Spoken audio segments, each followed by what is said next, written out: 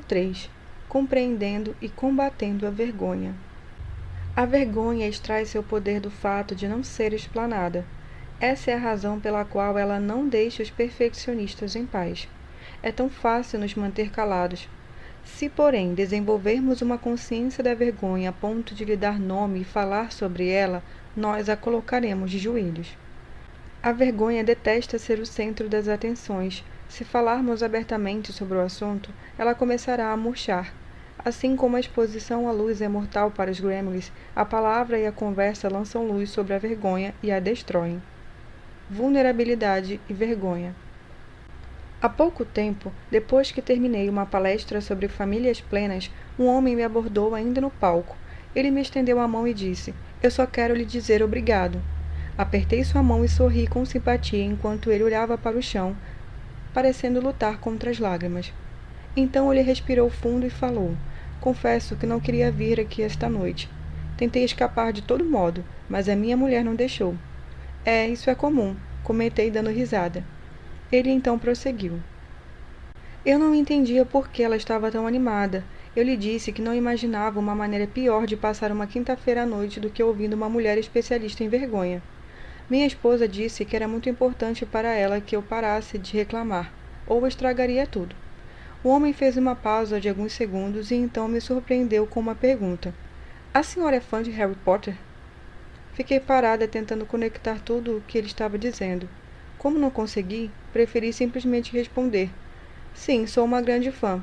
Li todos os livros várias vezes e vi e revi os filmes. Na verdade, sou fanática pelo bruxinho. Mas por quê?" Ele me olhou um pouco encabulado antes de explicar. "Bom, eu não sabia nada sobre a senhora, e enquanto meu medo de vir aqui esta noite crescia, comecei a imaginar você tão assustadora quanto o professor Snape." Eu a via vestida de negro, com a fala arrastada e um tom macabro. Achei tanta graça que quase me engasguei com a água que estava bebendo. Eu adoro o Snape. Não sei se gostaria de ser parecida com ele, mas é um dos meus personagens favoritos na história. Rimos juntos da projeção que ele havia feito do Snape, mas logo as coisas foram ficando mais sérias. "O que a senhora disse realmente fez sentido para mim, principalmente a parte de termos tanto medo do lado sombrio. Qual foi a frase que a senhora citou usando a imagem da luz?" É uma das minhas prediletas. Somente quando temos coragem suficiente para explorar a escuridão, descobriremos o poder infinito de nossa própria luz. Ele concordou. "Sim, tenho certeza de que era por isso que eu não queria vir. É incrível a quantidade de energia que gastamos tentando evitar esses territórios difíceis da alma, quando eles são os únicos que podem nos libertar. Cresci passando muita vergonha e não quero que meus 3 filhos vivam isso. Meu desejo é fazer com que eles saibam que são bons o bastante, que não tenho medo de conversar sobre o lado duro de suas vidas conosco." Nesse ponto, nós já estávamos com os olhos marejados. Fiz um gesto meio desajeitado oferecendo um abraço e ele se aproximou. Depois daquele contato físico, ele olhou para mim e perguntou: "É necessário superar a vergonha para chegar à vulnerabilidade?" "Sim, o contato com a própria vergonha é fundamental para abraçar a nossa vulnerabilidade. Não podemos nos deixar de ser vistos se ficarmos aterrorizados pelo que as pessoas podem pensar."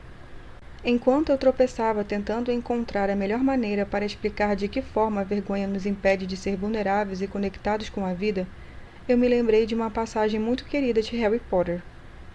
Você lembra quando Harry ficou achando que era um mal porque andava com raiva o tempo todo e tinha sentimentos perversos?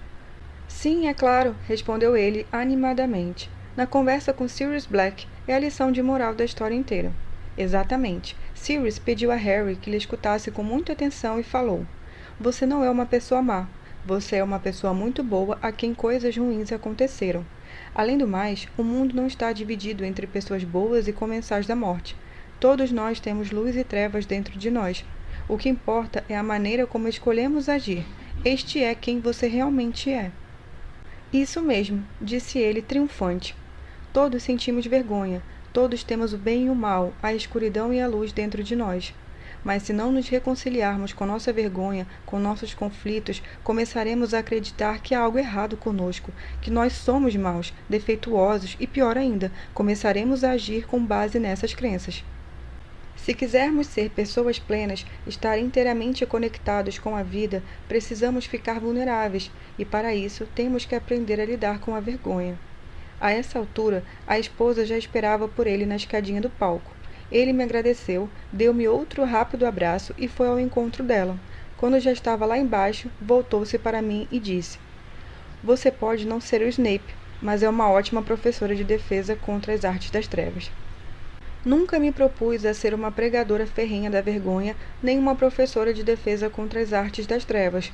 Mas depois de passar uma década inteira estudando o efeito devastador que a vergonha tem sobre a forma como vivemos, amamos, educamos nossos filhos e lidamos com pessoas, eu me vi praticamente gritando a plenos pulmões. Sim, é difícil falar sobre a vergonha, mas essa conversa não tem a metade do perigo produzido pelo nosso silêncio. Todos nós sentimos vergonha e todos temos medo de falar sobre ela, e quanto menos falamos, mais a vergonha aumenta. Precisamos estar vulneráveis se quisermos mais coragem, se quisermos viver com ousadia. Mas como eu disse ao meu amigo fã de Harry Potter, como podemos deixar que nos vejam se a vergonha do que as pessoas podem pensar nos amedronta tanto? Digamos que você tenha desenvolvido um produto, escrito um artigo ou criado uma obra de arte que deseja mostrar para um grupo de amigos. Compartilhar alguma coisa que se criou é uma parte vulnerável, mas essencial de uma vida comprometida e plena. É o símbolo de viver com ousadia, mas dependendo da maneira como a pessoa foi criada ou de como se relaciona com o mundo, ela, consciente ou inconscientemente, atrela sua autoestima à maneira como seu produto ou obra é recebido pelos outros. Em outras palavras, se gostam do que ela produz, a pessoa acha que tem valor. Se não gostam, ela não tem valor. Uma destas duas coisas acontece nesse momento do processo. Uma vez que você descobre que sua autoestima está ligada ao que você produz ou cria, é pouco provável que vá mostrar o que fez. E, se mostrar, antes irá retirar uma camada ou mais do melhor de sua criatividade ou inovação a fim de tornar a receptividade menos arriscada. Há muita coisa em jogo para que você exponha um lado mais ousado de sua criação. 2. Se você mostra o seu trabalho sem limitar o seu lado mais criativo e a receptividade não é das melhores, você fica arrasado. Se o que tem a oferecer não é bom, então você não é bom. As chances de querer um feedback, de insistir e de voltar para a mesa de criação são pequenas. Você se fecha. A vergonha lhe diz que você não é talentoso o bastante e que já deveria saber disso.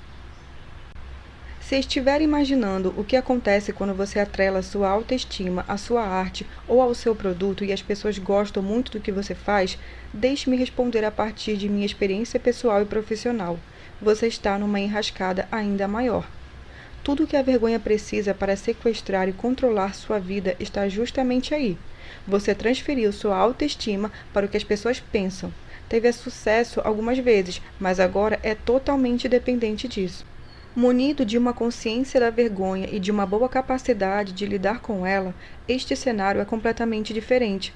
Você ainda quer que os outros respeitem e até admirem o que criou, mas a sua autoestima não está em jogo. Você tem consciência de que é muito mais do que uma pintura, uma ideia de vanguarda, uma boa técnica de vendas, um bom discurso ou uma boa colocação na lista dos mais vendidos. Sim, era decepcionante e difícil se os amigos e colegas de trabalho não compartilharem de seu entusiasmo ou se as coisas não caminharem bem. Porém, essa decepção estará ligada ao que você faz e não ao que você é. Independentemente do resultado, você já ousou grandemente e isso sim está totalmente alinhado com o seu valor, com a pessoa que quer ser. Quando nossa autoestima não está em jogo, estamos muito mais dispostos a ser corajosos e a correr o risco de mostrar nossos dons e talentos. Minha pesquisa com familiares, escolas e empresas deixou claro que as sociedades que não são prisioneiros da vergonha geram pessoas muito mais abertas a pedir ajuda, aceitar ajuda e dar retorno. Essas sociedades também desenvolvem indivíduos comprometidos, ousados, que estão dispostos a tentar sempre de novo até verem tudo dar certo, muito mais aptos a se tornarem inovadores e criativos em suas atividades. A autovalorização nos inspira a ser vulneráveis, a compartilhar sem medo e a preservar. Por outro lado, a vergonha nos mantém atrofiados, tímidos e medrosos. Nas sociedades com tendência à vergonha, em que pais, líderes e administradores, consciente ou inconscientemente, estimulam as pessoas a vincularem a sua autovalorização ao que elas produzem ou à posição que ocupam, observa-se muito mais isolamento, culpa, maledicência, estagnação, favoritismo e uma total escassez de criatividade e renovação. Peter Sheehan é escritor, conferencista e presidente da Change Labs, uma empresa de consultoria global que cria e executa projetos de mudança de comportamento de grande alcance para clientes como Apple e IBM.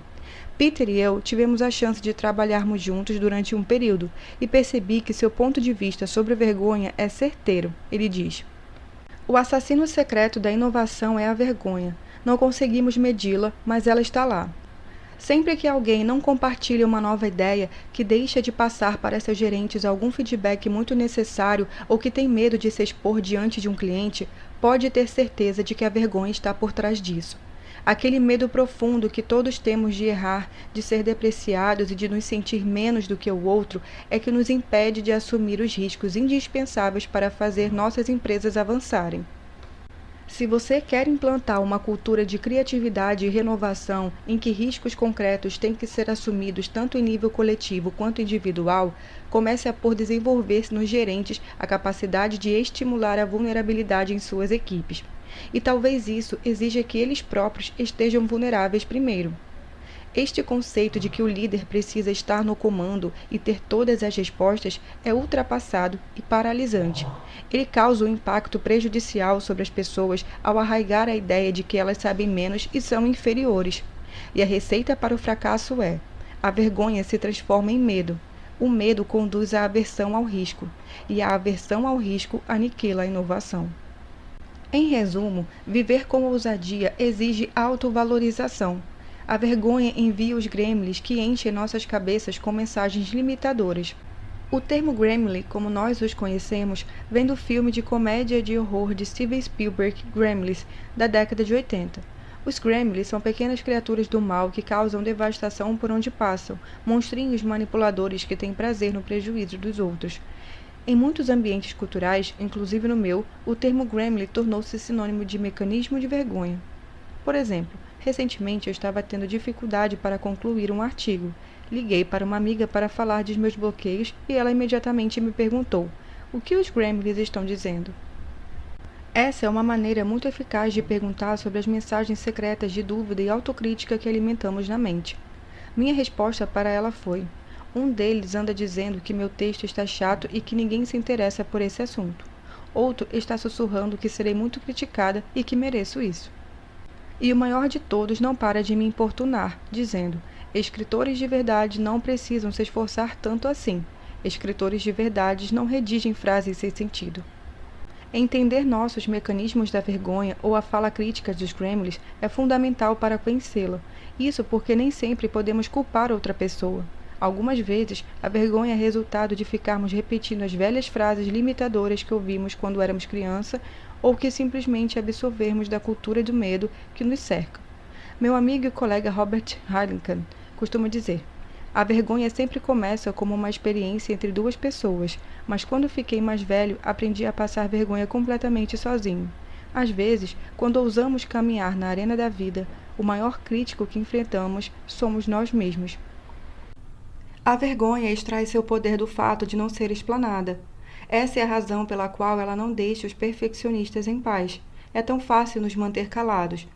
Se, porém, desenvolvermos uma consciência da vergonha a ponto de lhe dar nome e falar sobre ela, nós a colocaremos de joelhos.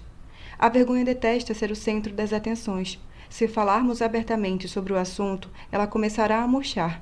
Assim como a exposição às luzes é mortal para o gremlin, a palavra e a conversa lançam luz sobre a vergonha e a destroem. Assim como Roosevelt disse em seu discurso, quando ousamos grandemente, nós cometemos erros e nos decepcionamos várias vezes. Haverá fracassos, equívocos e reprovações. Se quisermos ser capazes de avançar em meio às duras decepções, aos sentimentos de ingratidão e às tristezas, que são inevitáveis em uma vida plena e bem vivida, não poderemos achar que os reveses são provas de que somos indignos de amor, de aceitação e de alegria. Se fizermos isso, nunca nos mostraremos nem tentaremos de novo. A vergonha espreita nos becos escuros da arena, esperando até que saiamos derrotados e determinados a nunca mais correr riscos. Ela dá uma gargalhada e diz: "Eu avisei que isso era um erro. Eu sabia que você não era bom o bastante." Saber lidar com a vergonha é ser capaz de dizer: "Isso dói, isso é decepcionante e talvez até devastador."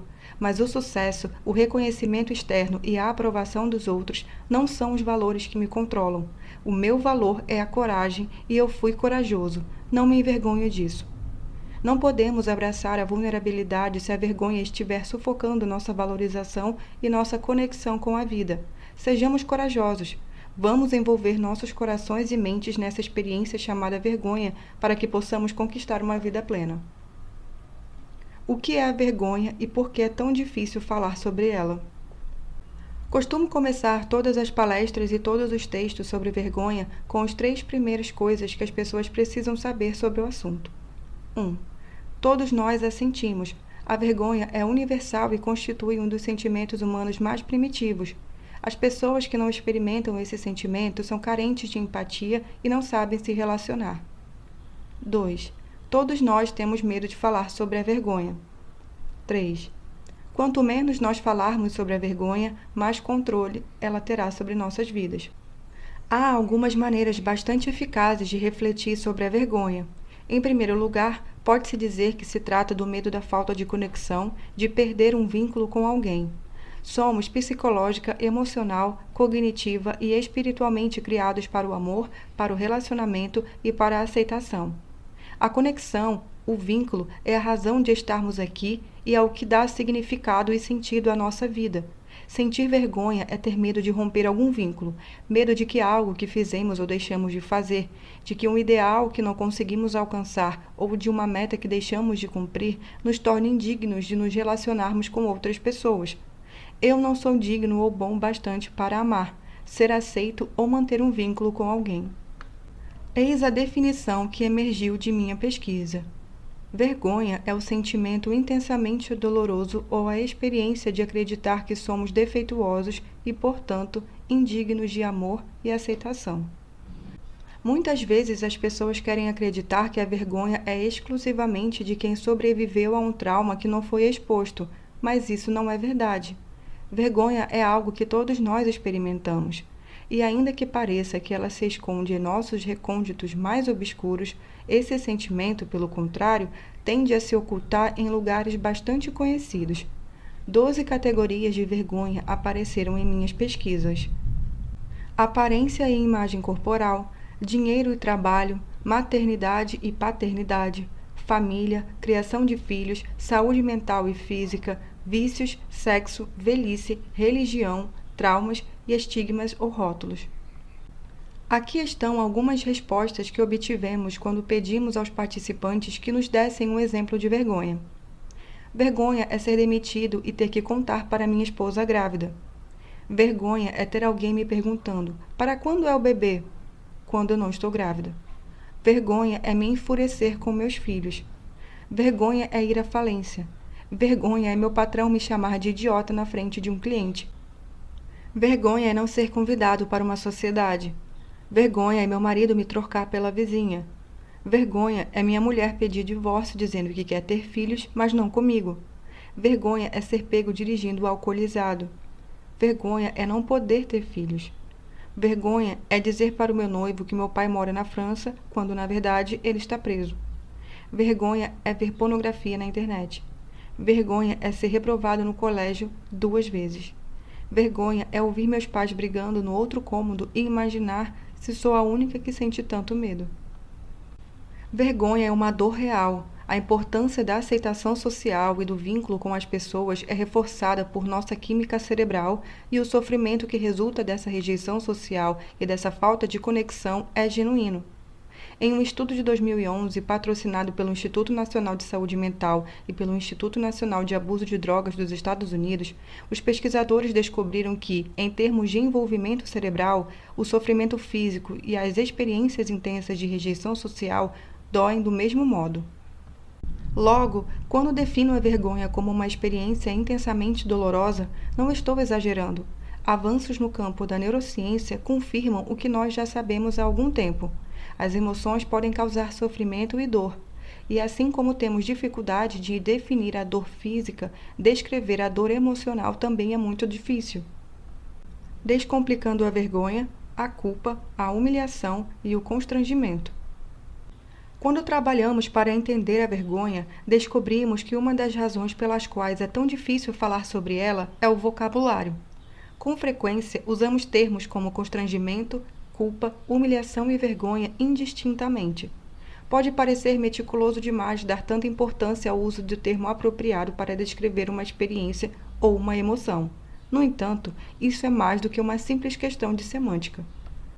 A maneira como vivenciamos esses sentimentos diferentes tem a ver com a nossa conversa interna. Como conversamos com nós mesmos sobre o que está acontecendo? Devemos começar a examinar a conversa interna e distinguir esses 4 sentimentos analisando o peso da vergonha e da culpa. A maior parte dos pesquisadores e terapeutas que lidam com esse tema concorda que a diferença entre vergonha e culpa é a diferença entre dizer "eu sou má" e "eu fiz uma coisa má". Culpa é igual "eu fiz uma coisa má". Vergonha é igual "eu sou má". Por exemplo, vamos supor que você tenha esquecido o compromisso de almoçar com um amigo ao meio-dia. Ao 12h20, ele liga do restaurante para saber se está tudo bem com você. Se a sua conversa interna é "que idiota que eu sou um péssimo amigo", isso é vergonha. Se ao contrário, sua conversa interna sobre o atraso for "não acredito que eu fiz isso, que coisa horrível de se fazer", isso é culpa.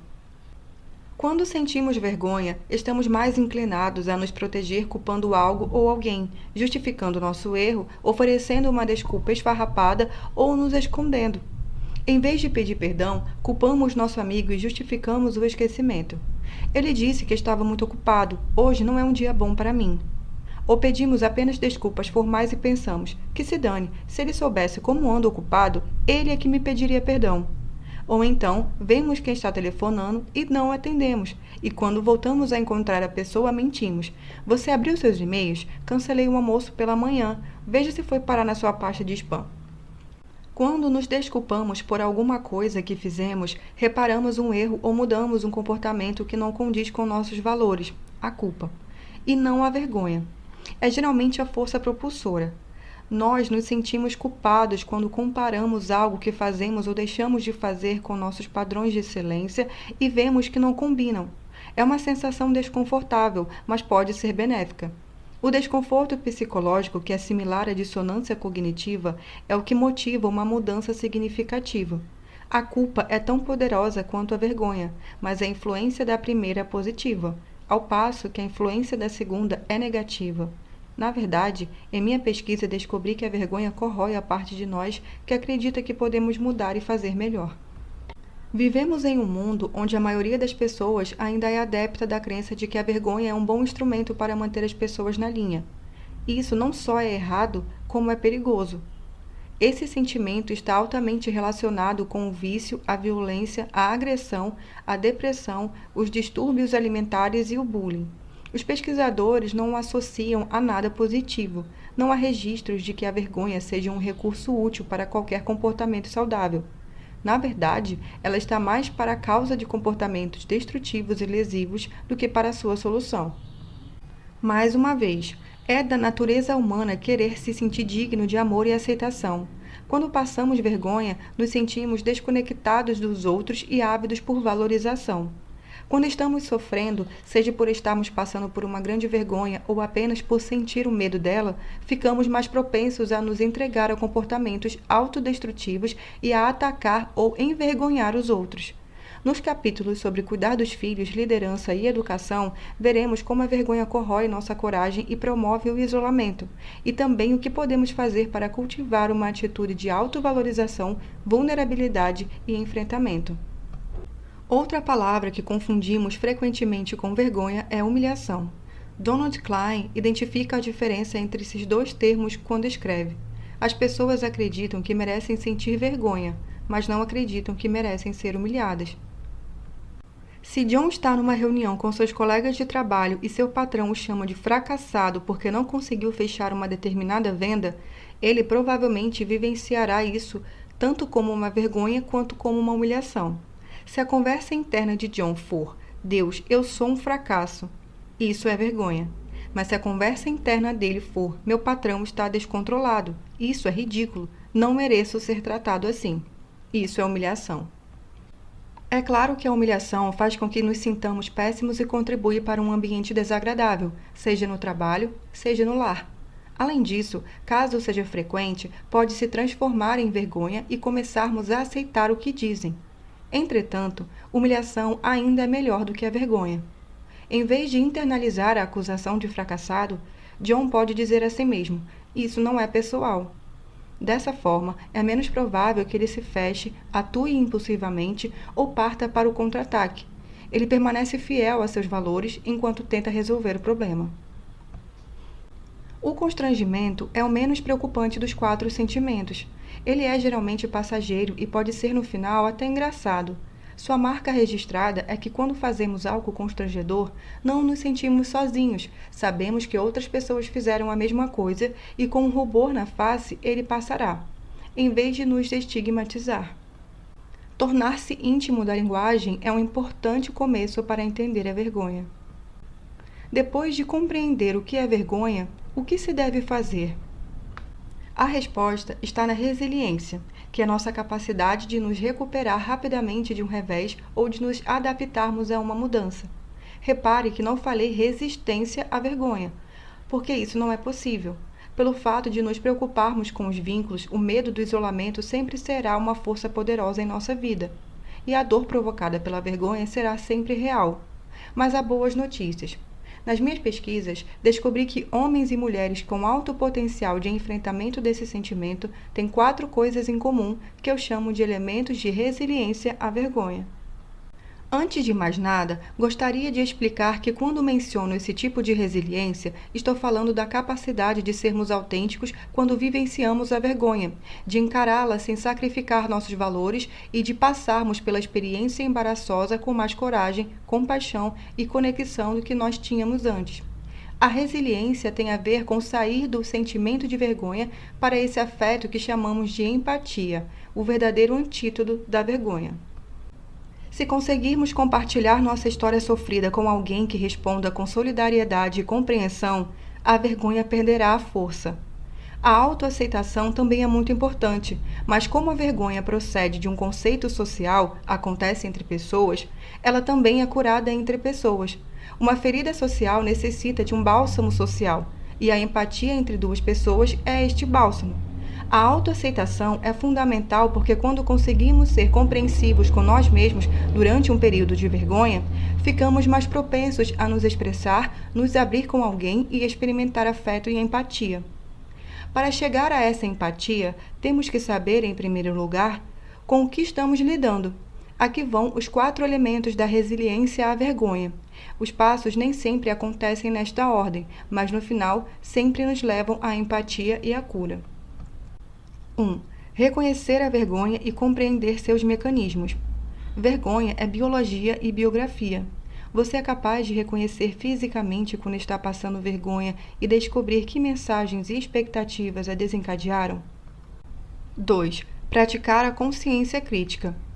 As mensagens e expectativas que estão governando a sua vergonha passam por um teste de realidade? Elas têm a ver com o que você deseja ser ou correspondem a uma suposição do que os outros precisam ou querem de você? 3. Ser acessível. Você reconhece a sua história e a compartilha com alguém? A pessoa não poderá vivenciar a empatia se não estiver conectada com outros indivíduos. 4. Falar da vergonha. Você conversa sobre como se sente e pede o que necessita quando está com vergonha?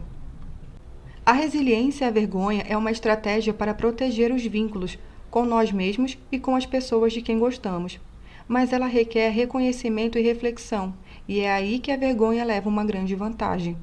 Quando ela se instala, quase sempre somos arrebatados pelo sistema límbico.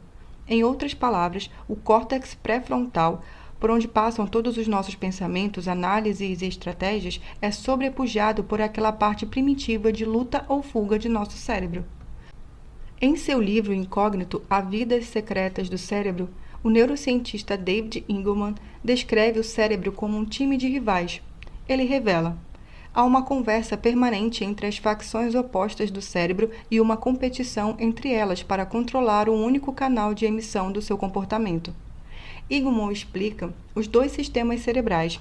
O sistema racional é aquele que cuida da análise das coisas do mundo exterior, ao passo que o sistema emocional monitora o estado interior e avalia se as coisas são boas ou ruins. O cientista defende a tese de que, por ambas as partes estarem em permanente batalha para controlar uma emissão, o comportamento, as emoções podem prevalecer na disputa para a tomada de decisão. Eu diria que isso é particularmente verdadeiro quando a emoção em jogo é a vergonha. Nossa tática de lutar ou fugir é eficaz para a sobrevivência, mas não para o raciocínio ou a conexão humana. E a dor da vergonha é suficiente para despertar aquela parte do nosso cérebro que corre, se esconde ou se defende bravamente. Quando eu perguntava aos participantes da pesquisa como eles reagiam à vergonha antes de começarem a trabalhar a resiliência, ouvia muitos comentários como estes. Quando sinto vergonha, eu me comporto como um louco, faço e digo coisas que normalmente nunca faria ou diria. Às vezes, eu queria poder fazer as pessoas se sentirem tão mal quanto eu. Sinto vontade de xingar e de gritar com todo mundo. Fico desesperado quando passo vergonha, como se eu não tivesse nenhum lugar para ir e ninguém com quem conversar. Quando me sinto envergonhado, eu me fecho mental e emocionalmente, até com a minha família. A vergonha faz com que eu me sinta alienado do mundo. Eu me escondo. Certa vez, parei em um posto de gasolina e meu cartão de crédito foi recusado. O frentista me tratou muito mal. Quando consegui sair do posto, meu filhinho de 3 anos começou a chorar no banco de trás. Então fiquei gritando com ele: "Cala a boca, cala a boca, cala a boca." Eu estava muito constrangido por causa do cartão. Fiquei maluco. Depois senti vergonha por ter gritado com meu filho. Quando se trata de entender como nos defendemos da vergonha, recorro à pesquisa do Stone Center da Faculdade de Wellesley, no estado de Massachusetts. A doutora Linda usa o trabalho da psicanalista alemã Karen, que fala das reações aproximar-se, ir contra e se afastar, ao descrever as estratégias de isolamento que usamos para lidar com a vergonha. De acordo com a doutora Lisa, com o objetivo de lidar com a vergonha, algumas pessoas se afastam, batendo em retirada, se escondendo, silenciando e guardando segredos. Outras se aproximam, desejando acalmar e agradar. E existem aquelas que vão contra, tentando obter poder sobre os demais, sendo agressivas e usando a vergonha para combater a vergonha, como ao mandar e-mails realmente maldosos. A maioria de nós utiliza esses recursos, todos eles, em momentos diferentes, com pessoas diferentes e por razões diferentes. Porém, essas estratégias nos afastam do contato e da empatia, pois são voltadas apenas para nos desligar da dor da vergonha. Passei por uma experiência de vergonha que ilustra todos esses conceitos. Trata-se de um bom exemplo da razão por que é tão importante enfrentar a vergonha se não quisermos amontoar ainda mais humilhação sobre uma situação já sofrida. Recusar convites para palestras é uma situação difícil para mim. Anos e anos de perfeccionismo e de sempre querer agradar as pessoas me deixaram muito desconfortável com a ideia de decepcionar alguém. A boa menina em mim detesta desapontar as pessoas. Os Gremlins sopram no meu ouvido. Eles vão achar que você é ingrata. E não seja egoísta. Também luto contra o medo de que, se eu disser não, ninguém mais vai me convidar. E quando os Gremlins dizem: "Você quer mais tempo para descansar?", cuidado com o que deseja, pois esse trabalho de que você tanto gosta pode escapar pelas suas mãos. Meu novo compromisso de impor limites surgiu depois do período que passei estudando as pessoas plenas e o que é preciso para completar a jornada que começa no "o que as pessoas vão pensar" e termina em "eu sou bom bastante". As pessoas mais abertas e solidárias que entrevistei nesses anos colocavam e respeitavam limites. Não pretendo pesquisar o tempo todo sobre como ser alguém pleno, eu quero viver essa plenitude. Por isso, hoje, descarto cerca de 80% dos convites para palestras que recebo. Digo sim quando a oportunidade se encaixa com minha agenda familiar, meus compromissos e de pesquisa e de vida. Recentemente, recebi um e-mail de um homem que se mostrava muito zangado porque eu recusara a falar em um evento que ele estava organizando. Declinei o convite porque a data batia com o aniversário de uma pessoa da minha família. A mensagem continha até ofensas pessoais. Em vez de respondê-la, resolvi encaminhá-la ao meu marido, dizendo exatamente o que eu pensava daquele sujeito e de sua mensagem eletrônica. Eu precisava descarregar minha vergonha e minha raiva. Só que em vez de clicar em encaminhar para o meu marido, eu cliquei em responder. Eu ainda olhava para a tela totalmente paralisada pela vergonha, quando chegou a resposta do sujeito. Ele dizia: "Ahá, eu sabia. Você é uma pessoa horrível. Não é plena. Que fraude." O ataque de vergonha já estava em potência máxima. Minha boca estava seca, o tempo havia desacelerado e minha vista ia ficando turva. Já era difícil absorver aquele turbilhão de emoções quando os gremlins começaram a sussurrar. "Você é mesmo uma fraude. Como pôde ser tão burra? Eles sempre sabem exatamente o que dizer."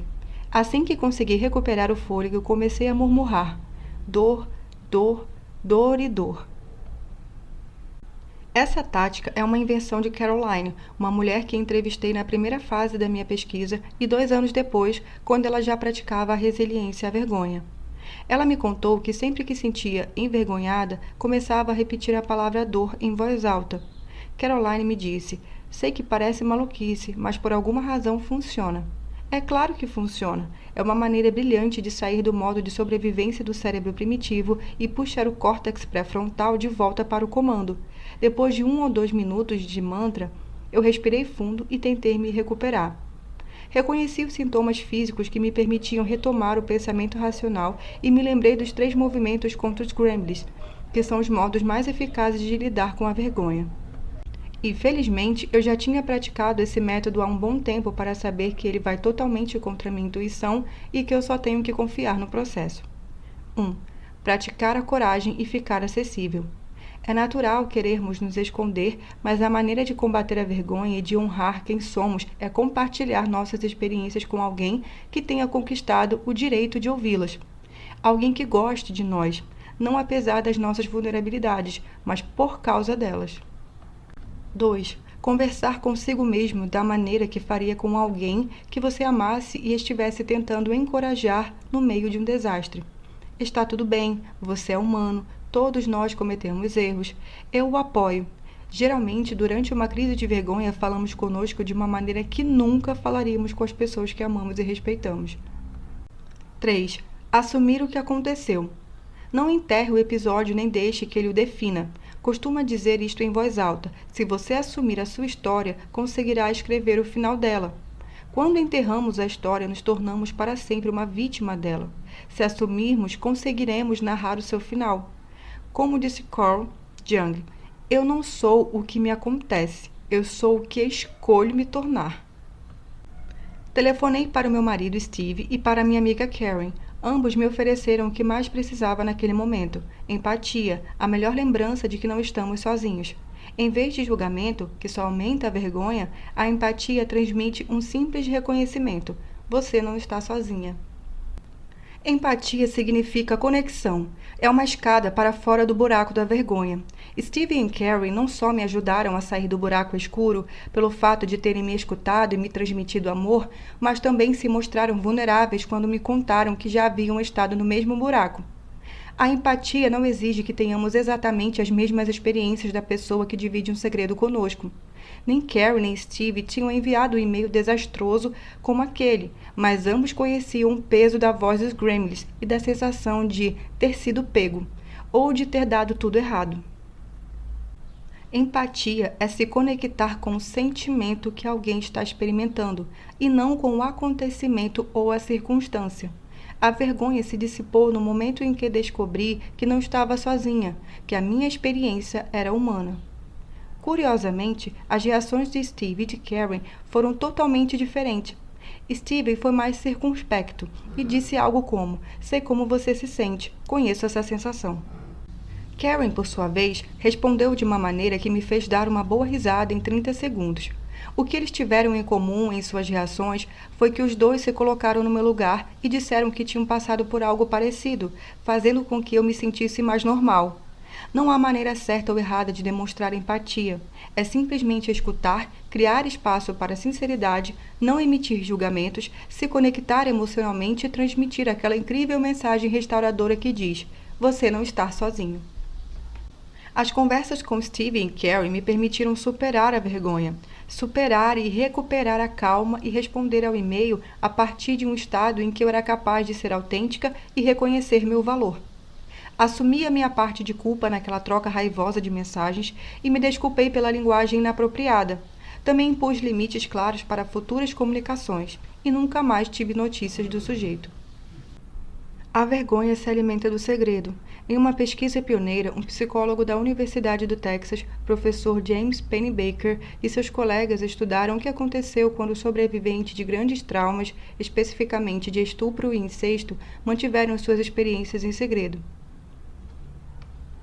A equipe de pesquisadores descobriu que o ato de não revelar um acontecimento traumático ou de não confidenciar para alguém próximo poderia ser mais prejudicial do que o próprio acontecimento.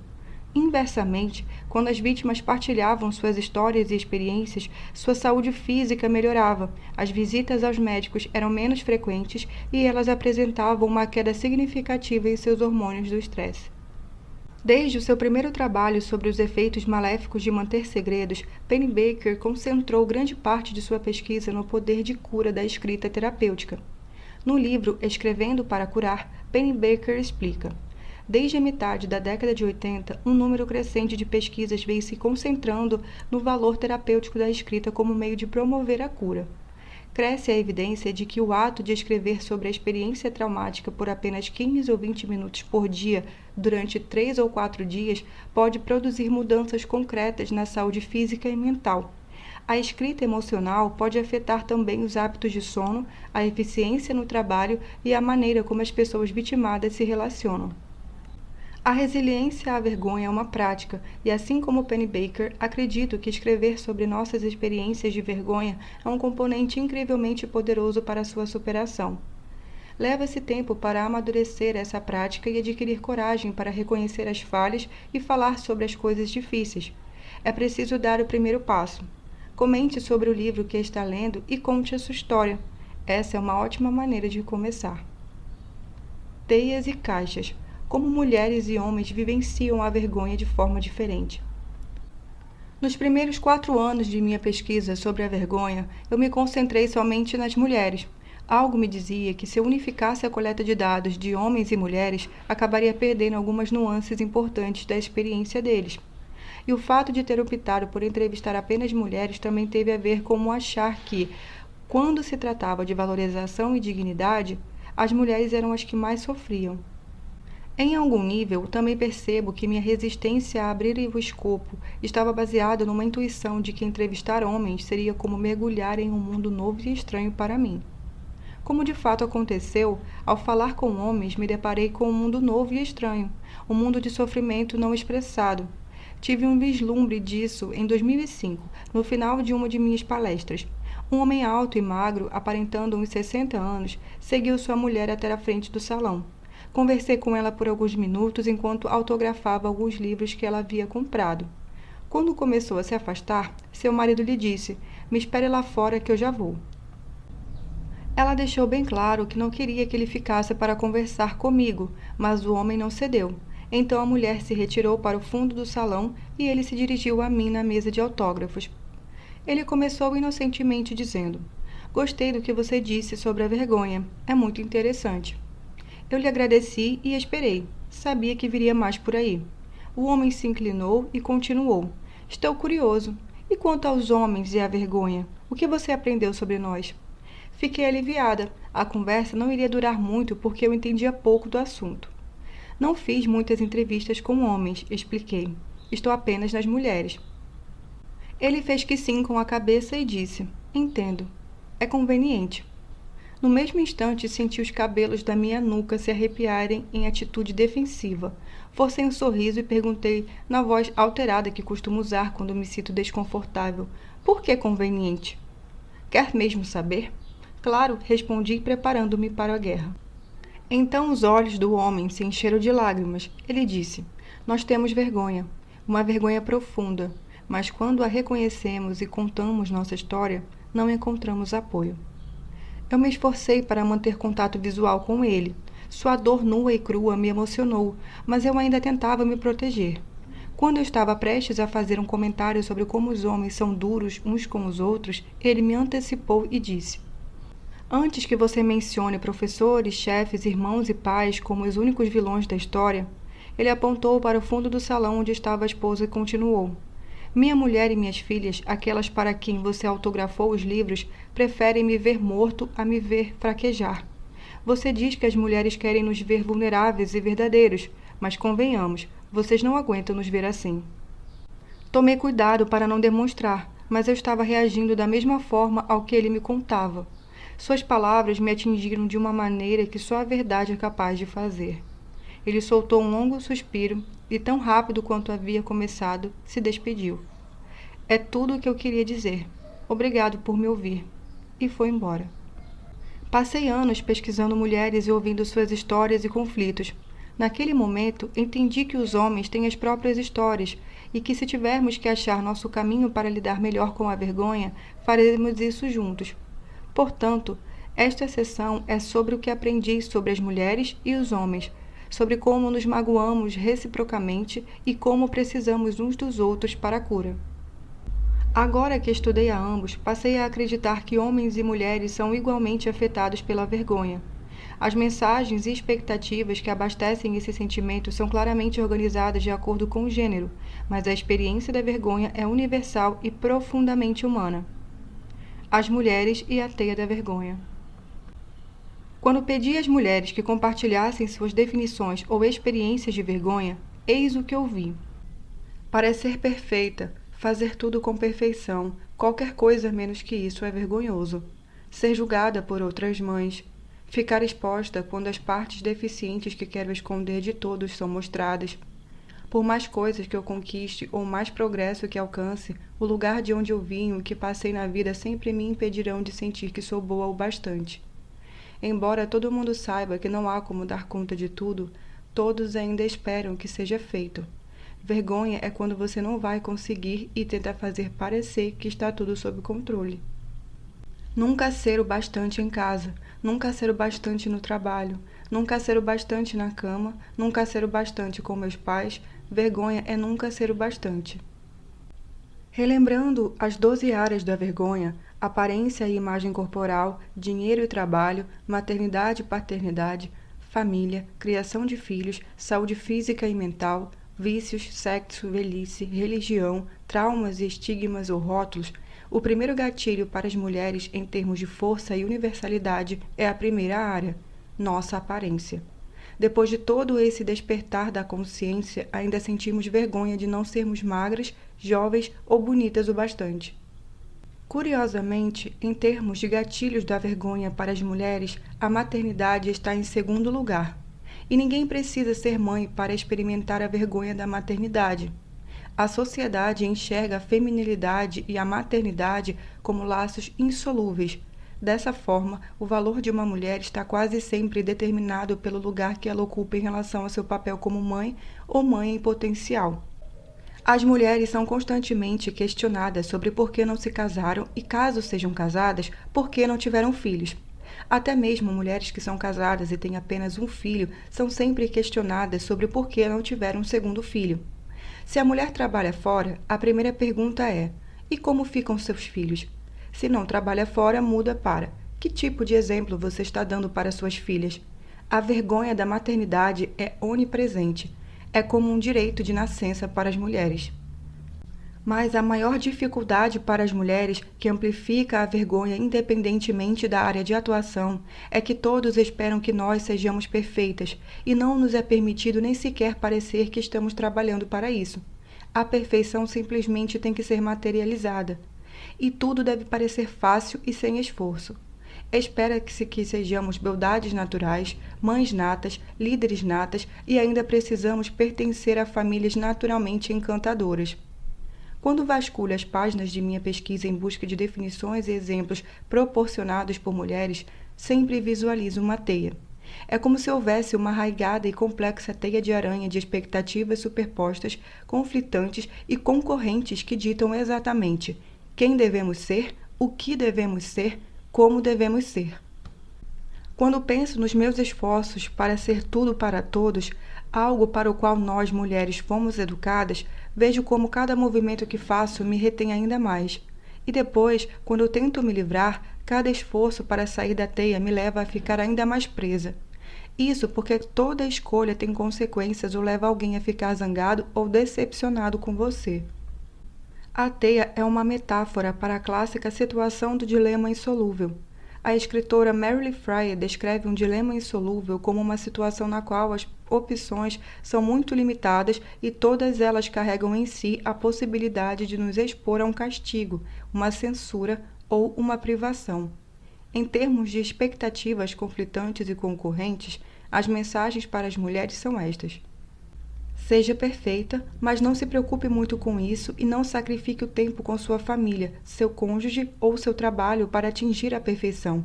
Se você for realmente boa, a perfeição virá naturalmente. Não incomode ninguém nem fira os sentimentos alheios, mas diga o que pensa. Liberte sua sexualidade, depois de botar as crianças para dormir, passear com o cachorro e arrumar a casa, mas faça isso com discrição, dentro dos padrões aceitáveis. Seja você mesma, mas nem que isso signifique ser tímida e insegura. Não há nada mais atraente do que a autoconfiança, especialmente se você for jovem e linda. Não deixe ninguém desconfortável, mas seja sincera. Não se entregue demais às emoções, mas também não seja muito desinteressada. Se for muito emocional, será vista como histérica. Se for muito ausente, será vista como uma megera insensível. Em um estudo recente nos Estados Unidos sobre conformidade às normas de gênero, os pesquisadores classificaram os atributos mais importantes associados a ser feminina. Ser simpática, perseguir o ideal de magreza, mostrar modéstia ao não chamar atenção para os próprios talentos e habilidades, ser caseira, cuidar bem dos filhos, investir em um relacionamento romântico, manter intimidade sexual dentro de uma relação de compromisso e usar os recursos financeiros para investir na aparência. Basicamente, temos que desejar ser modestas, doces e submissas e usar nosso tempo e nossos talentos para ficarmos bonitas. Nossos sonhos, desejos e dons não têm importância. Todas as mulheres bem-sucedidas que entrevistei me falaram de seus esforços diários para se livrar das regras do passado, a fim de que pudessem se firmar, defender suas ideias e se sentirem bem com o seu poder e suas conquistas. A exigência de ser modesta, doce e submissa pode parecer ultrapassada, mas a verdade é que as mulheres ainda se rendem a isso onde quer que encontrem ou ousem a própria voz. Quando o vídeo da conferência TED foi para a internet, eu quis me esconder. Implorei que meu marido virasse um hacker e entrasse no site para tirar aquela porcaria do ar. Criei fantasias de invadir servidores e deletá-lo. Fiquei desesperada. Foi quando percebi que havia inconscientemente trabalhado durante toda a minha carreira para manter meu trabalho pequeno. Eu gostava de escrever para minha comunidade restrita de leitores, pois pregar só para o coro da igreja é bem mais fácil e seguro. A rápida expansão do meu trabalho era exatamente o que eu passara a vida inteira tentando evitar. Eu não queria exposição e estava aterrorizada com a crítica perversa que é tão presente na cultura da internet. De fato, a perversidade aconteceu, e grande parte dela foi usada para defender essas normas que nós mulheres adoramos acreditar que já estão ultrapassadas. Quando uma agência de notícias exibiu o vídeo em seu site, logo surgiu um debate acalorado na seção de comentários sobre o meu peso. Como ela pode ensinar sobre valorização quando precisa perder no mínimo 10 quilos? Em outro site, houve uma discussão sobre a inconveniência de mães terem crises de desânimo. Eu sinto pena dos filhos dela, boas mães não surtam desse jeito. Outro comentário dizia: menos pesquisa, mais botox. Algo semelhante ocorreu quando escrevi um artigo sobre imperfeição para o site CNN.com. Para ilustrar o artigo, o editor usou uma foto em que eu tinha tirado de uma grande amiga com a mensagem "Eu sou bastante" escrita em sua blusa. É uma imagem bonita que mantenho em meu escritório como lembrança. Isso gerou comentários do tipo: ela até pode acreditar que é o bastante, mas pelo tamanho dos peitinhos dela dá pra ver que não é bem assim. E também, se eu fosse parecida com a Brené Brown, também abraçaria a causa da imperfeição. Sei que esses exemplos são sintomáticos da cultura cruel que suportamos hoje, da qual todo e qualquer indivíduo representa um alvo, mas reparem como e em que ponto eles escolheram atacar. Essas pessoas miraram na minha aparência e na minha maternidade. 2 tiros mortíferos inspirados na lista oficial das normas femininas. Passaram longe da minha inteligência e das minhas teorias. isso não me machucaria o suficiente. Portanto, de forma alguma essas normas sociais foram descartadas, mesmo que sejam reducionistas e suguem a nossa vitalidade e a vergonha o caminho para fortalecê-las. Trata-se de uma outra razão porque a resiliência e a vergonha é um pré-requisito para a vulnerabilidade. Acredito que ousei grandemente na minha palestra na TED. Falar sobre minhas dificuldades foi uma atitude muito corajosa, dada a tendência que tenho de me proteger e a usar a pesquisa como uma armadura. E a única razão para eu ainda estar de pé e estar aqui escrevendo este livro é que desenvolvi algumas armas afiadas para lidar com a vergonha, e tenho certeza de que a coragem se tornou uma virtude muito importante para mim. Aqueles comentários acionaram a vergonha em mim. Eu me senti ofendida, furiosa, quis chorar e sumir. Mas eu me permiti sentir essas coisas por algumas horas ou alguns dias e então me expus, falei dos meus sentimentos com as pessoas que eu amo e segui em frente. Saí dessa experiência mais corajosa, mais tolerante e mais conectada com a vida. Também parei de ler comentários anônimos. Se uma pessoa não está na arena da vida como nós, lutando e dando a cara à tapa, não estou interessada no que ela tem a dizer. Como os homens vivenciam a vergonha? Quando pedi aos homens que definissem a vergonha ou me falassem sobre o assunto, eis o que ouvi. Vergonha é o fracasso no trabalho, no campo de futebol, no casamento, na cama, com as finanças, com seus filhos, não importa onde. Vergonha é o fracasso. Vergonha é ser errado, não fazer algo errado, mas ser errado. Vergonha é a sensação de ser defeituoso. A vergonha acontece quando as pessoas pensam que você é fraco. É humilhante e vergonhoso não ser visto como alguém durão. Revelar qualquer fraqueza é vergonhoso. Vergonha é fraqueza. Demonstrar medo é vergonhoso. Não podemos demonstrar medo. Não podemos ter medo. Não importa do que. Vergonha é ser visto como o cara que pode ser facilmente dominado. Nosso maior medo é sermos criticados ou ridicularizados. Essas duas coisas são extremamente vergonhosas. Basicamente, os homens vivem sob a pressão de uma mensagem dura e impiedosa: não seja considerado um fraco. Sempre que meus alunos da graduação vão entrevistar homens, digo a eles que se preparem para 3 coisas: histórias do tempo de colégio, metáforas de esporte e a palavra maricas, ou qualquer outro sinônimo. Quando comecei a escrever sobre minha pesquisa com homens, usei a linguagem de uma caixa para exemplificar como a vergonha aprisiona os homens. Assim como as exigências sobre as mulheres é que elas sejam naturalmente bonitas, magras e perfeitas em tudo, principalmente na maternidade, a caixa tem regras que dizem aos homens o que eles devem e não devem fazer, e quem eles estão autorizados a ser. Mas para os homens, todas as regras ecoam o mesmo mandamento: não seja fraco. Nunca me esquecerei do que disse a um jovem de 20 anos que fazia parte de um pequeno grupo de universitários que eu estava entrevistando.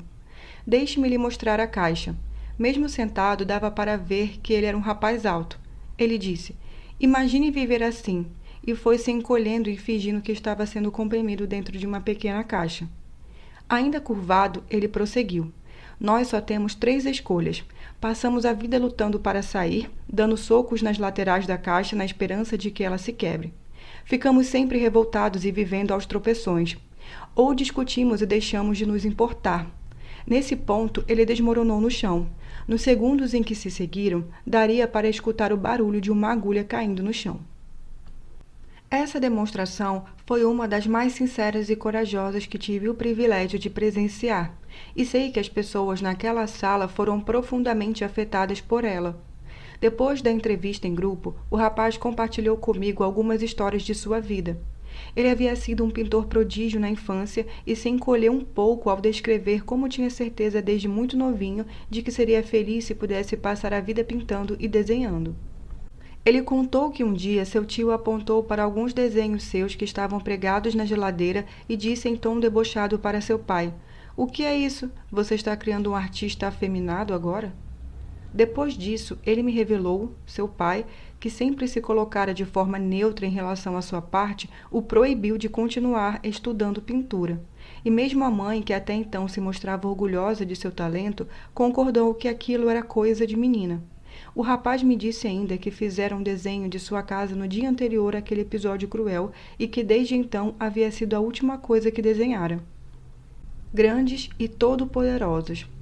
Quanto mais aprendo sobre os homens e suas experiências com a vergonha, mais associo a tudo isso a imagem da caixa daquele universitário.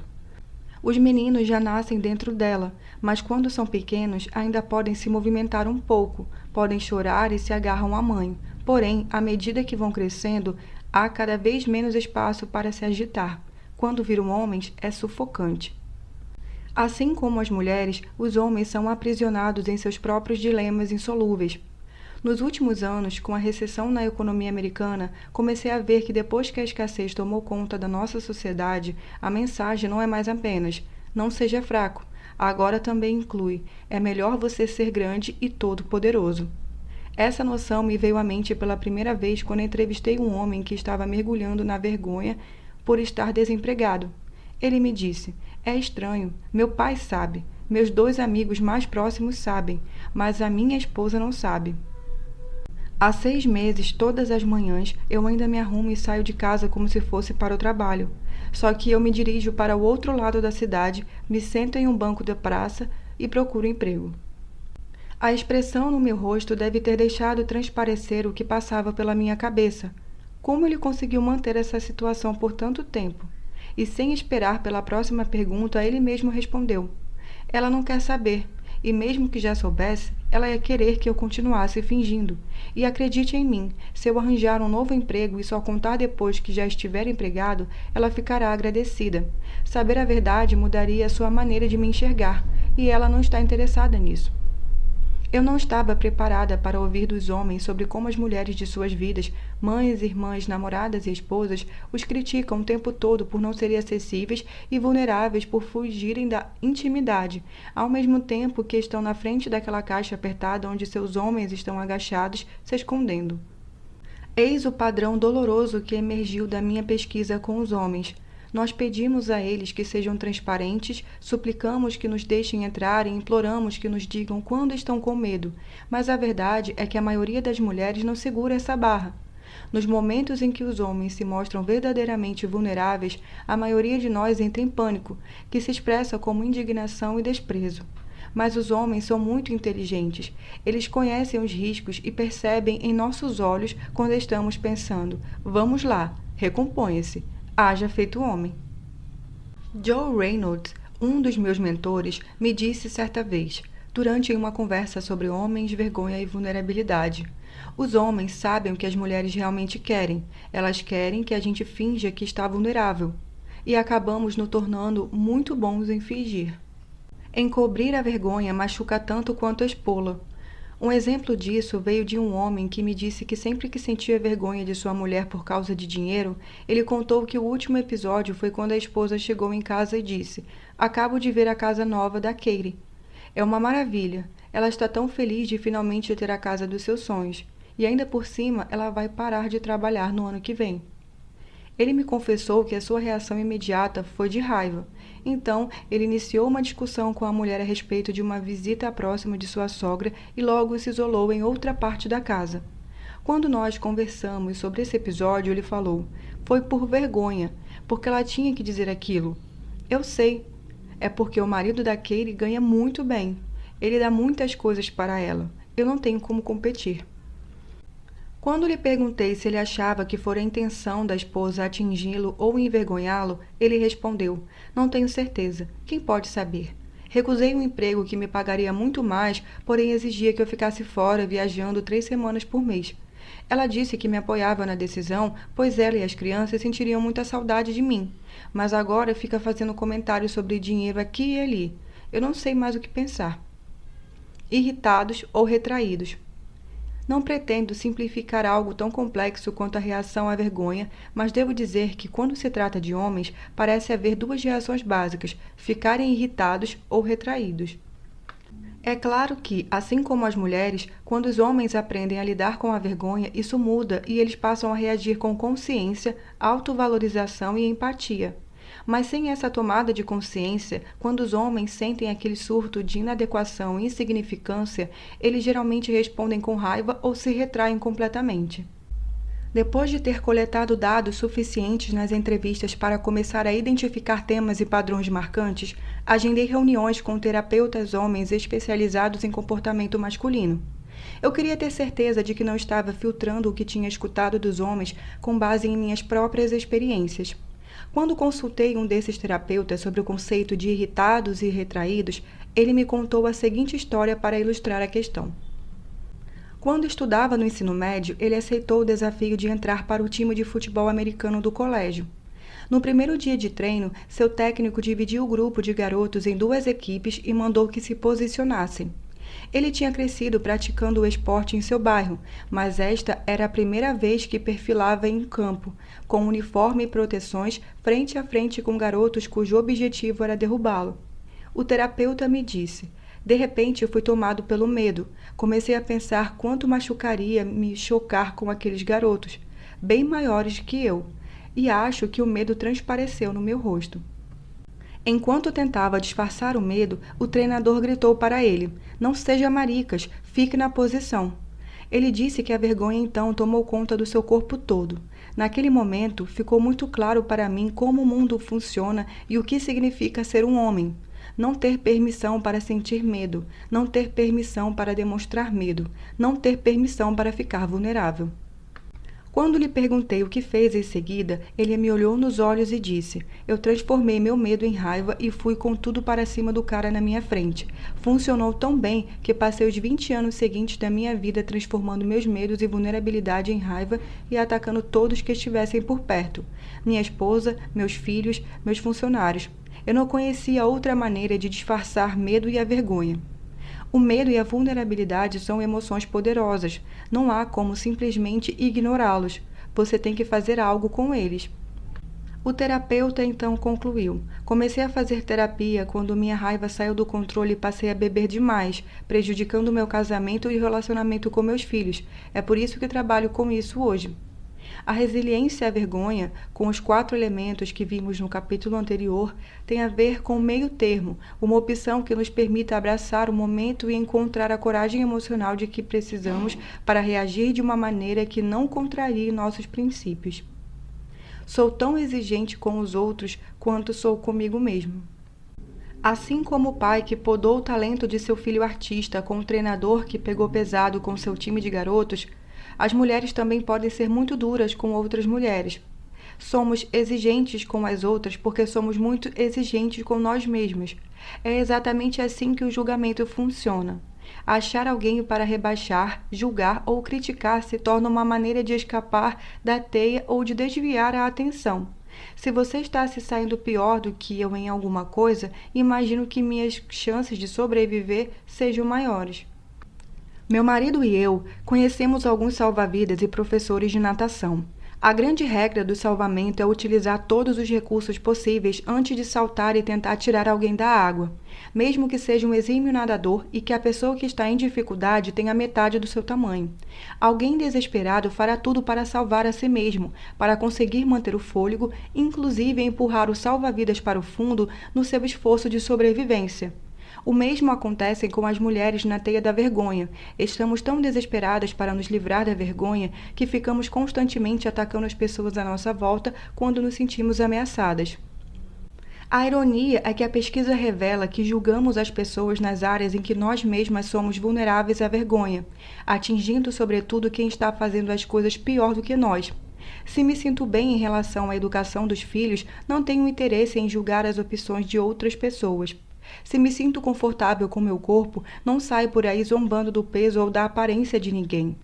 Somos cruéis umas com as outras porque usamos essas mulheres como alvo de nossas próprias insatisfações com as deficiências vergonhosas que carregamos. Isso é nocivo e ineficaz, e se olharmos para o bullying nas escolas, é também contagioso. Nós ensinamos esse falso mecanismo de sobrevivência para nossas filhas. Nas entrevistas com professores e diretores de escola, surgiam 2 padrões que se relacionam diretamente com esse tema. O primeiro padrão é que muitas vezes as crianças que se envolvem com a prática de bullying ou competem por posição social degradando as outras têm pais que se comportam da mesma maneira com elas. Quando se tratava de garotas, a frase que surgia com frequência nas entrevistas era: Os pais delas não estão preocupados com seu comportamento, eles têm orgulho de que ela seja uma garota popular. Um diretor comparou essa atitude com a dos pais que primeiro perguntaram: bem, pelo menos meu filho ganhou a briga? O outro padrão que surgiu apenas nos últimos 2 anos da pesquisa é a idade em que isso acontece. Quando comecei este trabalho, o bullying ainda não era um tema relevante na sociedade, mas como pesquisadora da vergonha, eu já dava importância a isso. Escrevi sobre o assunto na página de opinião do jornal Hudson Chronicle há mais de 10 anos. Na ocasião, meu foco eram os adolescentes, porque a coleta de dados apontava a adolescência como a idade em que esses casos mais ocorriam. Nos últimos anos, entretanto, constatei que muitos meninos e meninas têm se envolvido nesse padrão de comportamento já nos primeiros anos escolares. Como romper esse círculo vicioso? Talvez dando o exemplo de que a solução para se livrar da vergonha não é denigrir pessoas que estejam na mesma situação que nós, mas ao contrário, darmos as mãos e tentarmos sair dela juntos.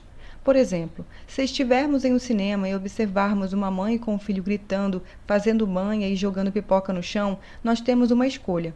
Se escolhermos usar esse momento para confirmar que somos pais ou mães melhores que ela e estar presa na teia de uma maneira que não estamos, iremos lançar olhares de desaprovação e seguir nosso caminho.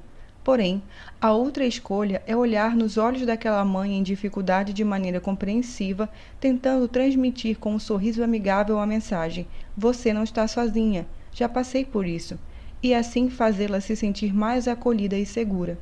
Isso é empatia, e empatia requer vulnerabilidade, pois sempre corremos o risco de levar um fora, mas ainda assim vale a pena. O número crescente de homens e mulheres dispostos a correr o risco da vulnerabilidade e partilhar suas histórias de vergonha me dá muita esperança. Vejo isso em atividades de aconselhamento formais e informais, nos blogueiros que usam a tela para dividir suas experiências com os leitores, nas escolas que não só estão se tornando cada vez menos tolerantes com o bullying entre os alunos, mas também estão chamando à responsabilidade os professores, os inspetores e os pais. Os adultos estão sendo cobrados a promover o modelo de sanidade emocional que tanto querem ver nas crianças e nos jovens. Há uma transformação silenciosa acontecendo que está nos levando de afrontar o outro para nos aproximar do outro. Sem dúvida, essa transformação exigirá saber lidar com a vergonha. Se estivermos dispostos a ousar grandemente e a nos arriscar ficando vulneráveis, nos libertaremos da teia e reconheceremos nosso valor. Homens, mulheres, sexo e imagem corporal. Em 2006, tive um encontro com 22 estudantes de universitários para falar sobre a vergonha. Em determinado momento, um rapaz de 20 e poucos anos contou que acabara de se divorciar de sua esposa, pois quando voltou do serviço militar, descobriu que ela estava tendo um caso. Ele disse que não ficou surpreso porque nunca tinha se sentido bom o suficiente para ela. Confessou que perguntava à ex-mulher constantemente o que ela queria e que sempre que chegava perto de satisfazer suas necessidades, ela redefinia a meta para mais longe. Uma moça da turma pediu a palavra e disse: os rapazes são iguaizinhos. Eles nunca estão satisfeitos. Nós nunca somos bonitas, atraentes ou magras o bastante.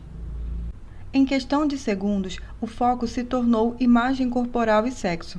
A discussão era principalmente sobre como é assustador fazer sexo com alguém de que se gosta quando se está envergonhado com alguma parte do corpo. As jovens que começaram a discussão disseram: não é fácil fazer sexo e manter a barriga encolhida. Como a gente pode sentir prazer quando está preocupada com a gordurinha nas costas?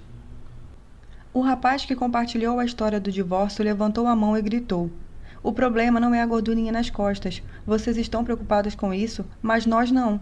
Não estamos nem aí. O grupo ficou completamente em silêncio. Ele respirou fundo e completou: parem de fantasiar sobre o que se passa em nossa cabeça. O que realmente pensamos é: você me ama? Você se importa comigo? Você me quer? Eu sou importante para você? Sou bom o bastante? É isso que estamos pensando na cama. Quando se trata de sexo, sentimos que a nossa vida está em jogo e vocês ficam preocupadas com essas bobagens?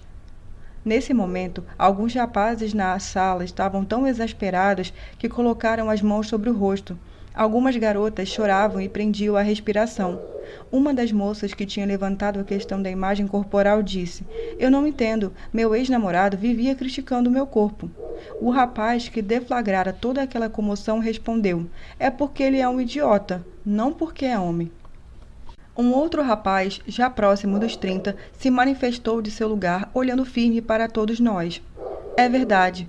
Quando vocês querem estar conosco sem reservas, nos sentimos mais valorizados, ficamos mais felizes, acreditamos mais em nós mesmos.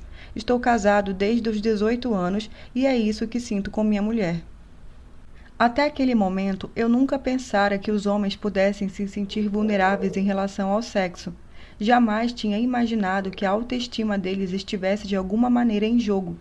Depois disso, conversei com muitos outros homens a respeito de temas como sexualidade, vergonha e valorização, incluindo profissionais de saúde mental. Uma das entrevistas foi com um terapeuta que passara mais de 20 anos trabalhando apenas com clientes do sexo masculino. Ele me explicou que os homens aprendem desde muito cedo que a iniciativa do sexo é responsabilidade deles e a rejeição sexual logo se torna a marca registrada da vergonha masculina. Ele comentou comigo: "Confesso que quando minha esposa não está interessada em sexo, eu ainda tenho dificuldade para lidar com sentimentos de rejeição. Não importa se entendo intelectualmente por que ela não está afim. Fico vulnerável e é muito difícil." Quando lhe perguntei a respeito do trabalho que ele desenvolve sobre vícios e pornografia, ele me deu uma resposta que me ajudou a compreender esse momento a partir de uma perspectiva inteiramente nova. Ele disse: "Por $5 e 5 minutos, você está tendo o que precisa e sem o risco de ser rejeitado." O motivo de essa colocação ter me impactado tanto foi por ser absolutamente diferente do que as mulheres pensavam. Depois de entrevistar mulheres por uma década, ficou claro que elas acham que os homens buscam pornografia por não gostarem da aparência delas e ou por causa da falta de competência delas na área sexual. No fim da minha entrevista com o terapeuta, ele disse: "A grande revelação é que o sexo é assustador para a maioria dos homens. É por isso que todas essas coisas, da pornografia à violência, são tentativas desesperadas de exercer poder e controle. A rejeição é profundamente dolorosa." Desenvolver um relacionamento íntimo, físico ou emocional é quase impossível quando nossos mecanismos de vergonha estão ativados com força total. Algumas vezes, esses acessos de vergonha estão diretamente ligados ao sexo e à intimidade, porém, com muita frequência são os gremlins lançando confusão sobre nossos relacionamentos. Como vimos, os motivos mais comuns para a vergonha estão relacionados à imagem corporal, envelhecimento, aparência, dinheiro, criação de filhos, maternidade e paternidade, esgotamento, ressentimento e medo. Quando perguntei a homens, mulheres e casais como eles praticavam a espontaneidade de uma pessoa plena em torno desses tópicos tão delicados, uma resposta surgiu repetidas vezes, com conversas sinceras e afetuosas que requerem grande vulnerabilidade. Precisamos ser capazes de falar sobre como nos sentimos, sobre o que necessitamos e desejamos, e precisamos ouvir com o coração aberto e a mente aberta. Não há relacionamento íntimo sem vulnerabilidade.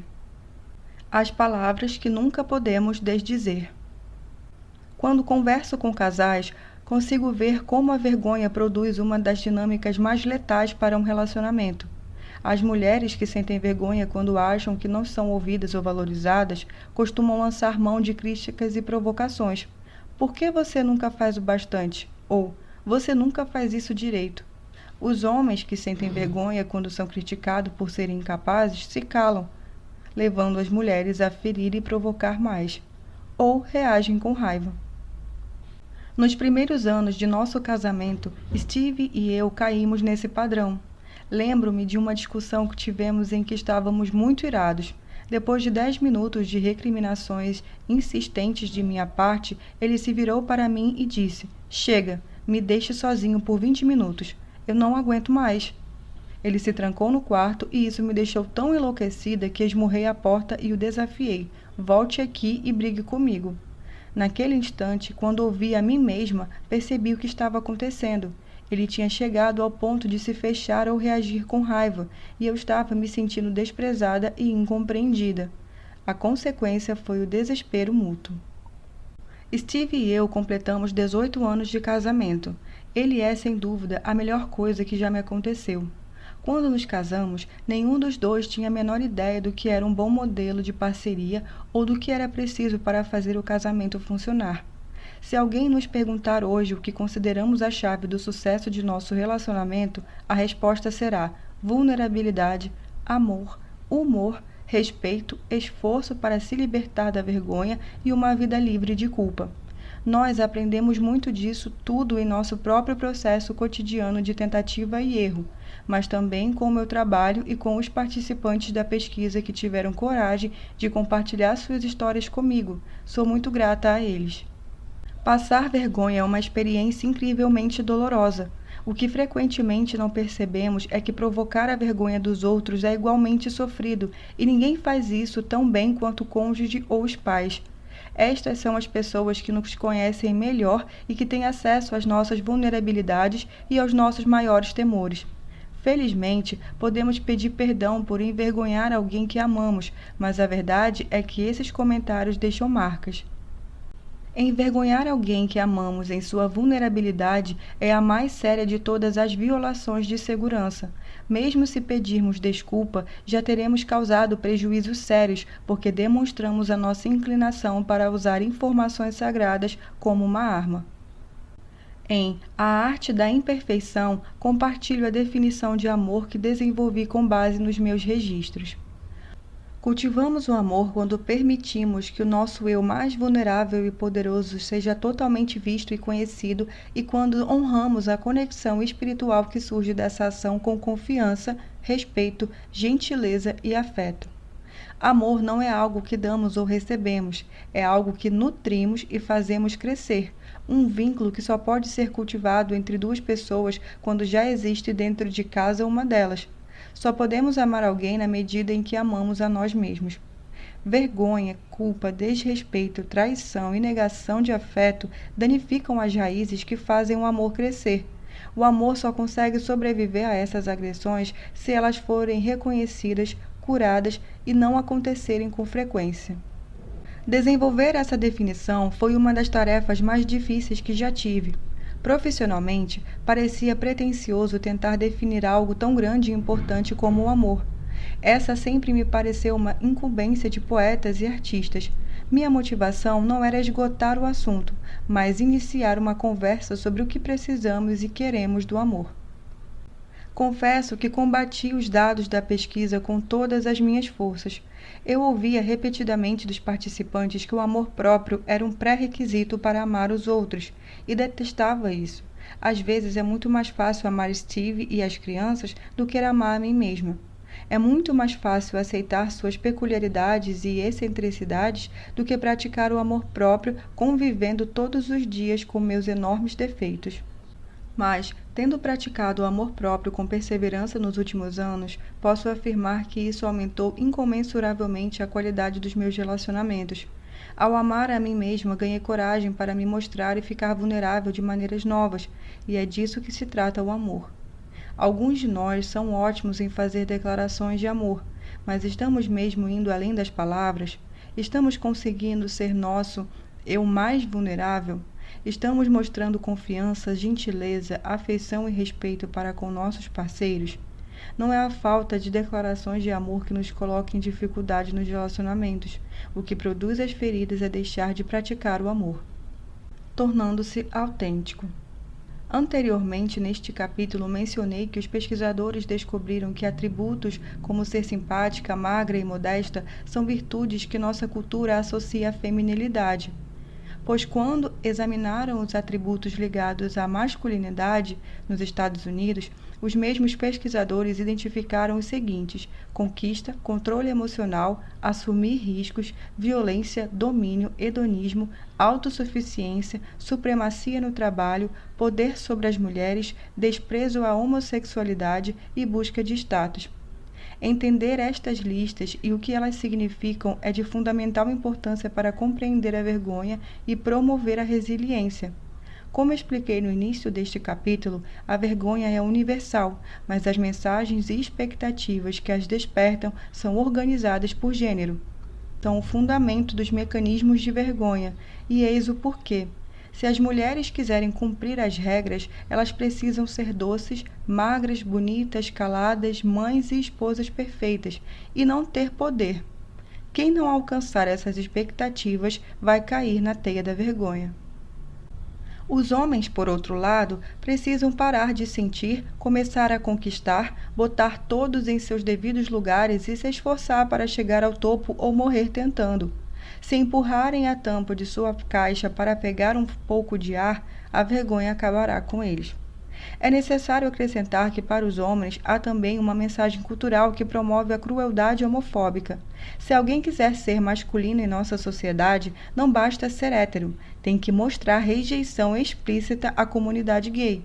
A ideia do faça isto ou odeie estas pessoas se você quiser ser aceito em nosso grupo surgiu como um importante foco de vergonha na pesquisa. Não importa se o grupo é uma gangue, uma torcida organizada, um grupo da igreja ou um clube de machistas. O pedido que se faz aos membros para odiarem ou desprezarem outro grupo de pessoas como uma condição de aceitação tem tudo a ver com o controle de poder. Depois de analisar os 11 atributos da masculinidade, concluo que este não é o tipo de homem com quem eu quero passar minha vida e que não é assim que desejo criar meu filho. A palavra que me vem à mente quando penso em uma vida construída em torno desses princípios é isolamento, que é o pior tipo de solidão. Quando converso com homens e mulheres com alta capacidade de resiliência à vergonha, constato que estão bastante conscientes dessas listas. Eles mantêm os esquemas em mente para que, quando a vergonha bater à porta, possam checar essas normas à luz da realidade, praticando o segundo elemento da resiliência à vergonha, a consciência crítica. Feito isso, podem então escolher conscientemente não fazer o jogo dela. O homem possuído pela vergonha ouve: você não deve ficar emotivo quando tiver que demitir pessoas. O homem que pratica a resiliência à vergonha reage assim: não vou aceitar essa mensagem. Trabalhei com esses caras durante 5 anos. Conheço suas famílias. Tenho o direito de me preocupar com eles. A vergonha sopra no ouvido da mulher que está fora da cidade a negócios. Você não é uma boa mãe porque vai perder a peça teatral da turma de seu filho. A mulher que pratica a resiliência responde: estou ouvindo, mas não vou cair nessa. Maternidade é muito mais do que ir a uma apresentação de teatro. Uma das maneiras mais poderosas de fortalecer nossos gatilhos da vergonha é aceitar as normas baseadas nessas camisas de força de gênero. Um dos padrões revelados na pesquisa foi a constatação de como todo esse esforço para desempenhar papéis se torna quase insuportável por volta da meia-idade. Os homens se sentem cada vez mais isolados e o medo do fracasso os paralisa. As mulheres se sentem exaustas e pela primeira vez enxergam claramente que as expectativas do começo são impossíveis de cumprir. As realizações, os elogios e as conquistas, que são uma parte sedutora de viver segundo essas normas, começam a parecer um péssimo negócio. Lembrar que a vergonha é o medo de perder vínculos, o medo de não sermos dignos de amor e de aceitação, nos ajuda a entender por que tantas pessoas na meia-idade passam a colocar seu foco na vida dos filhos, trabalhar 60 horas por semana, envolver-se em vícios e casos extraconjugais ou se entregar à completa desmotivação. Nós começamos a desmoronar. As expectativas e mensagens que abastecem a vergonha nos impedem de perceber quem nós somos como pessoa. Hoje olho para trás e me sinto muito grata pelas mulheres e pelos homens corajosos que compartilharam suas histórias comigo. Jogar fora essas listas do que nós deveríamos ser é outro ato de coragem. Amar a nós mesmos e nos apoiarmos mutuamente no processo de nos tornarmos autênticos talvez seja o maior gesto de viver com ousadia. Vou terminar este capítulo com um trecho do clássico da literatura infantil de língua inglesa de 1922, O Coelho de Veludilho. É uma bela lembrança de como é muito mais fácil nos tornarmos autênticos quando sabemos que somos amados. Ser real não tem a ver com a maneira como nós fomos feitos, disse o Pele de Cavalo. É uma coisa que acontece. Quando uma criança o ama por muito, muito tempo, e não apenas para brincar com você, mas o ama de verdade, então você se torna real. E isso dói? Quis saber o coelho. Às vezes, respondeu Pele de Cavalo, pois ele era sempre muito sincero. Mas quando somos reais, não nos importamos de nos ferir. Tudo isso acontece de uma vez ou acontece aos pouquinhos? Não acontece tudo de uma vez. Você se torna real. Leva muito tempo. Por isso, não ocorre normalmente com pessoas que desmontam com facilidade ou que têm pontas afiadas, ou que têm que ser tratadas com muito cuidado. Geralmente, quando você se torna real, a maior parte de seu pelo já caiu, seus olhos pularam para fora, suas juntas já se curvaram e você está bem surrado. Mas essas coisas não incomodam mais, porque quando alguém se torna real, não pode mais ser feio, a não ser para as pessoas que não entendem nada.